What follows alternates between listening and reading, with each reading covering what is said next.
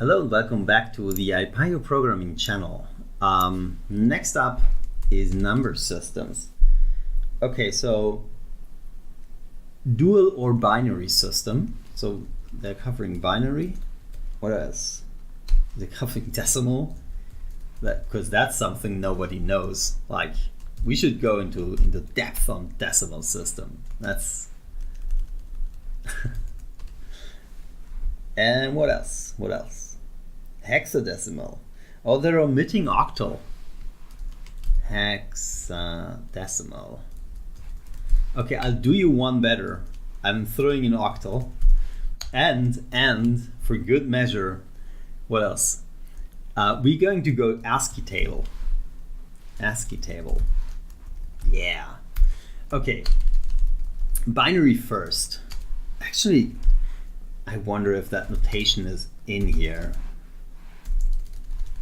Is that in there? Does C# do that? No, it doesn't do that, right? No. Okay, there's some, like in particular, modern C++ can do that, and it actually can like have that too, which is just awesome. It's binary string literals. If you need to do something in binary, you would be happy about binary string literals. Okay, let's go binary system. I have no other choice but to put them into a string. String binary binster. Okay, so the thing about binary 111 0 0. Okay. So now I have a binary string. Computers don't like spaces, so let's get rid of the spaces. Bin string dot what's it called? Trim, I think. Oh, but that's only for leading and trailing spaces. That's right. Does it have a direct replace? Replace all occurrence. Yeah, I think so. Yeah, we need to use a string variation. So we're replacing every of these spaces with not a string. And now replace just returns a string, so it leaves the original intact and gives you a new string. So call that one string cleaned. String cleaned. And it's not a sting, it's a string. Okay, so we have a clean string. Now we kind of, if you want to calculate what this number is, and I'm telling you right now, this is 255. If you want to calculate what this number is, you need to agree on which side is which. Well, not if all the numbers are equal. So let's take the number 7. Good thing I literally, I don't think about this. I just know this is the number 7. Because this is 1, this is 3, and this is 7, right? Because this one's worth 1, the next one's worth 2, the next one's worth 4. So that's the number 7. It could be, though, that this is not the number 7. And the way that this could be is that on the rightmost side, it could be the highest value. On the leftmost side, it could be the lowest value. So you kind of need to know a thing called LSB and MSB. LSB versus MSB. MSG, MSB. Least significant bit and most significant bit. Most significant because a change in that bit changes the value of the whole thing by the most. So that's kind of where the big number is. And least significant, like if that one changes, it like the whole value changes by 1 or something. So it's really not that significant. And we're going to say that this one goes most significant to least significant, which is basically always the case, that this is how you write numbers, right? Like if you write 20,000 this is how you write 20,000. The most significant is on the left.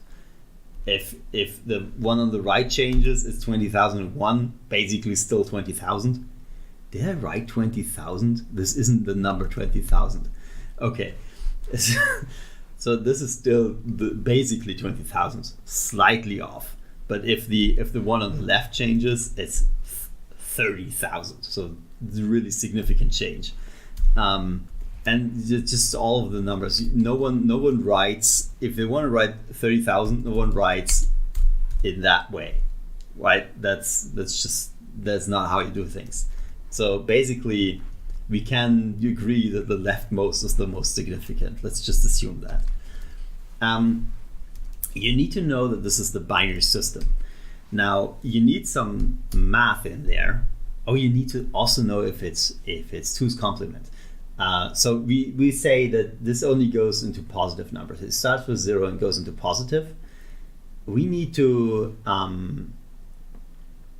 so we need to know math a bit, not much, just a bit, because the least significant, if it's 0, it's 0. If it's 1, it's 1. The next one over is the number that cannot be expressed by all the previous numbers, right? So it's 0 or 1, so it cannot express 2. So the next one is 2. It's like in the decimal system where you can count from 0, 1, 2, 3, 4, 5, 6, 7, 8, 9. I'm doing my fingers wrong. You start with 0. You can go from 0 to 9, but you can't count 10 without adding another digit, right? So you cannot express 10, so that becomes the 1, and then it's 1, 0 again. So that's why it's the decimal system, because of the 10, right? Now this is the binary system because of the 2. So what's the value on the right is directly the value. So you multiply by nothing. The one next over, you multiply by 10. The one next over, you multiply by 100. That's for the decimal system. For the binary system, same thing. The rightmost, you multiply by nothing, well, by 1. The next one over, you multiply by 2. The next one over, you multiply by 4, 8, 16, 32, 64, 128, 256, 512, 1024, 2048, 4096, and this is where I'm going to stop.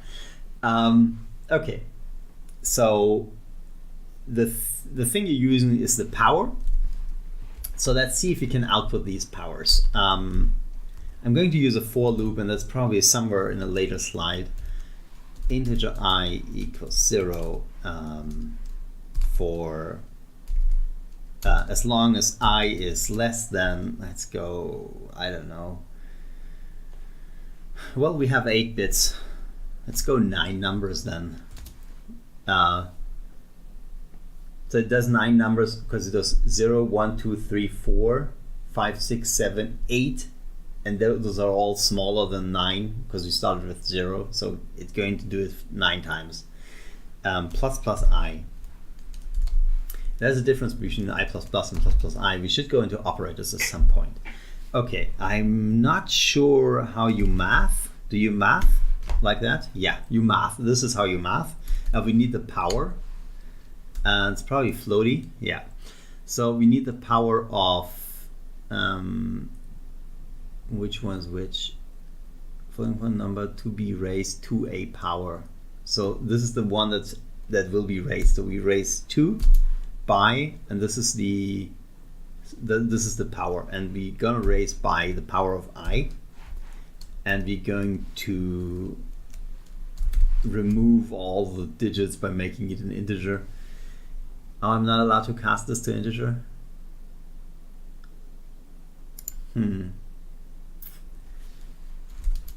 Integer result. Oh, you were just complaining because I didn't save it to anywhere. Okay. Right line, console dot right line, right line, and then the result. result, finally. Okay. So this one up here right now doesn't do anything, but we're powering through all the results. You can see math power in action. It's gonna 2 to the power of 0 is the first number that it generates, and 2 to the power of 0 is always 1. So power of 0 always 1, really helpful here. Otherwise this would be a special case. We don't like special cases in programming. If you increase that by 1, so it would be 2 to the power of 1, it's exactly 2. If you go 2 to the power of 2, it's 2 times 2, because the power is the amount of multiplications that you do. So it's 2 times 2. And that's 4. If 2 to the power of 3 is 2 times 2 times 2, so that's 2 times 2 is 4 times 2 is 8. To the power of 4 is 2 times 2 times 2 times 2. 3 of those were 8. Now we have another times 2, which makes it 16.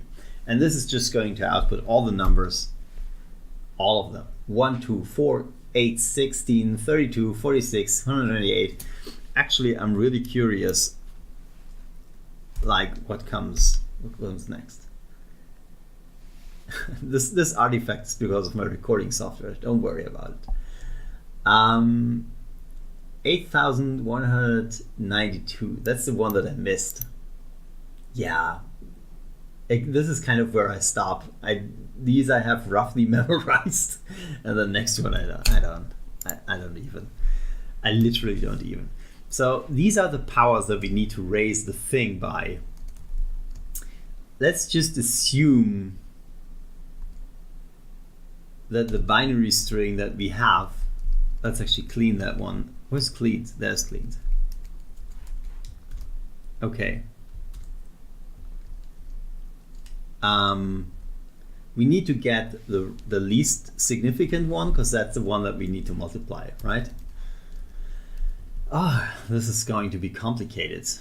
I don't want to use link expressions. That's why it's going to be complicated. And I don't want to introduce stacks or anything.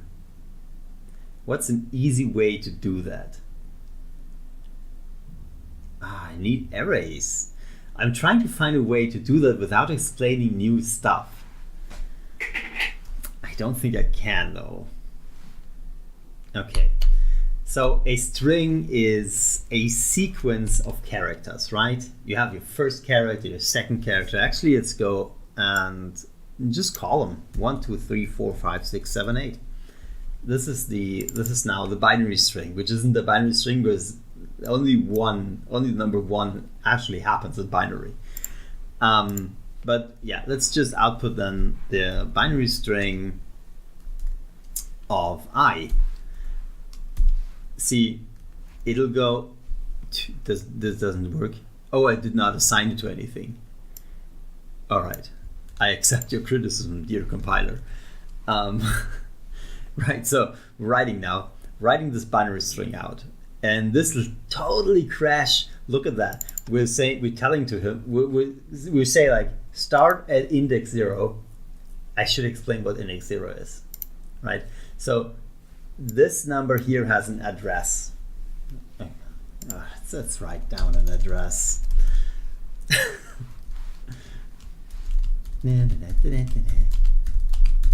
Okay, this is enough. Yeah, let's go. 11, 12, 13, 14, 15, 16, 17. So if I have an array and it says hello, hello. Okay, it says hello, hello. I have an array, it says hello. Now this is at address 11. Now this isn't entirely correct, but it's good enough. How do you get to the address 11 if you have the address 11? Well, straightforward, you add 0. See, that's the trick. Just add 0 and you're at 11 plus 0, still 11, you're fine. But how do you get to 12 if you have 11? Well, you add 1, see? It's 11 plus 1. I shouldn't write it like that. I should write, because now I just wrote 12 plus 1. Okay, so this one is, you start from the front and you go and add something to the front. Like I'm starting here and I want to be at plus something. If I want to be at the start, which is where the 1 is, start at the wherever the 1 is and then add 0, which means you're still at 1, right? And this is kind of what this does. The array, this, because I'm basically saying treat the string as an array, which string totally supports. Like the string has to support that. And that's the only reason why this works. And then I'm saying this is actually an operator in C#. I'm using the index operator to say I want to go to the index of the string, and the index that I want to go to is index 0, because that's the first iteration of the loop is index 0, and then it goes up by 1 and gives me index 1, index 2, index 3. Every time it goes through, I gets one by 1 bigger, and it goes through the list. So that's what it'll do. It'll go through that way. So yeah, and I'm going to get 1, 2, 3, 4, whatever, and this one will go from 0 to 19, because if I is 20, it will stop executing. 19, still way too big, because if you see, we have like 8 digits. So it's cool as long as we're lower than 8, and then it'll crash. And it's probably an index out of range exception. Let's just see it. Oh yeah, see, it went up to 8, and then unhandled exception, index out of range exception, because we were literally, that index does not exist, right? So it would have been, this is index 0, 1, 2, 3. Number 8 is at index 7, because if you see like the second one is at index 1, things like that, and the number 8 here is index 7. So as soon as it gets to index 8, we're crashing. How many of these index does it have? Well, it's the length of the string, really, because it's like 1, 2, 3. It's just the length of the string. So what we want to do here is like, just stay below the string. Actually, let's take the clean string instead, because later I want to use this clean string. It doesn't do anything here, but so it's the length, right? However long it is, it's whatever the length is. This is where we want to stay below, because the length is measured like the actual length. So length 1, if I only have index 0 and it has length 1, then only 0 is valid. As soon as it goes to 2, then it's bigger than as soon as it goes to 1, it's no longer smaller than the length, because then it's exactly the length and doesn't do it. Yeah, you should do that on paper just to see it. Let's go. And it doesn't crash because we limit it to the length. And let me just check that this replacement thing works. It removes all the spaces, see? And it doesn't matter now how long it actually is, it just print it out. So we're going through the string from front to back. This isn't what we want to do though, right? Because we need to go from the least significant, because this is how we can math. This is how we math. Right line. So this one, let's write out that, and let's write out this one as a actually, let's go and have some spaces. I'm super wasteful right now. Just I want to make things out of calls that I've already shown. This is slightly strange. Okay. There are better ways to write that. I actually make this a right line, so we have like a line break. So now what we should see is 1 and then the power, but from the wrong side, so they don't match up, right? You see, we have 1, which is the first string, it's the most significant, so that should be 128. And then we have 2, which should be 64. So they're exactly flipped. So what do we do about that? One of these two lists has to flip, and it doesn't matter which one, but we kind of need to math it out. So we know that this power, I'm gonna bet you that if we take the length and subtract I could be off by 1. Let's just check. Yeah, I'm off by 1. -1. Yeah, see, now it lines up. They line up perfectly. So all we need to do now is find out which number this is, because now it's a string, right? If you go through, it's actually a string. It's not a number, it's a string. So we need to get a number, which int num equals, I'm not going for try-parse this time. I'll guarantee that this is a number.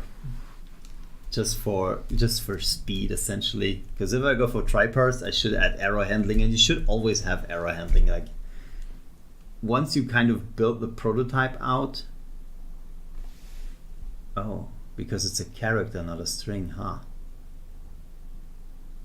Yeah, then go make the character into a string. So we're calling toString on a single character to make it into a string, so the types line up, because we can't call this function with the wrong type. Okay, and then we print out the num, which gets translated back into a string. He can print, console write has an overload which allows to print for integers. So it looks like exactly the same, but we created a number now. So this one is a number. And now what we actually want to do, and let me add that. This number we want to multiply, right? So whatever this pow is, we multiply by num. Num times pow. And you can see that it multiplies. And now binary, we're going 0, 0, 0, 0, 0, 1, 1, 1. This is a total sum of 7, which 2, 4, 2, 1 is the total number of 7, see? We need something that we can keep around outside of the for loop. Okay, we're only doing binary this time. We're doing the other ones in a different video. Integer number. This is such a complicated way. There's so many better ways to do that. Okay, but I'm trying to get behind the math of binary, so you kind of can see the math in action. Integer number again, and naming is like the biggest problem in programming. Result. We start with 0 and then we just add up the result for each loop. Result equals, and actually that's exactly what the result is. Sorry, not equals. We have to add it, so it's plus equals. Plus equals is the same thing as result, because it's this left hand right hand side again. Result equals result plus, I'm just going 1.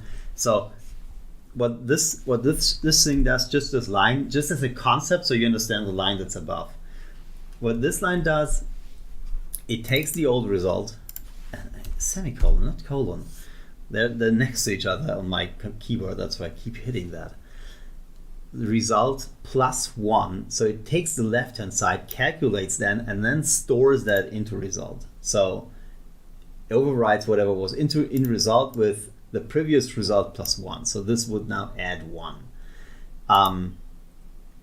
Because I'm reading and writing back, I can do the plus equals in one go. So I can just go plus equals 1. Okay, so I can do that in one go. So I add to result whatever's on the right side. And this is the statement above here, where it says this number that we calculated, we plus equal it into result. Yeah, and that's how we add up like over time, because we're going through the bits now, and we add up the value that we calculate for each one. we're starting at the front actually, and add that to the result, because it's just the sum of all the parts. Like here, the 7, it's 1 times 1, then you need to add 1 times 2, you need to add 1 times 4, 0 times 8, and so forth. You need to add them all up to get to the binary value. And that's what the result is doing. And then we can go right line result.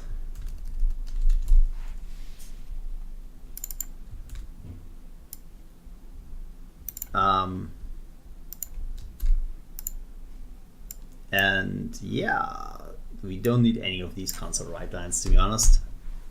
We just calculated 7. And now, with this in mind, we can do any number. See, 71. Didn't even know that was would be happening. And we have on the left side, we have the most significant, the least significant. There's a thing called 2's complement, where we actually have to flip the biggest value to negative. This is always how I express it. Yeah, but I don't think we should do 2's complements in this video. Or should we? So this is actually this is unsigned. Let's do signed. All right, you're right, we should. Okay. So this is unsigned, and this is also unsigned. And then we have signed. And it's important, it doesn't exactly work like flipping. Just change it to 2. Why not? It doesn't exactly. So now they're leaking over. Like the variables, they leak over. I need to scope the top part so all of the variables that I used get invalid again. So I'd know if I messed up down there. One cheap way of doing this is just adding a block.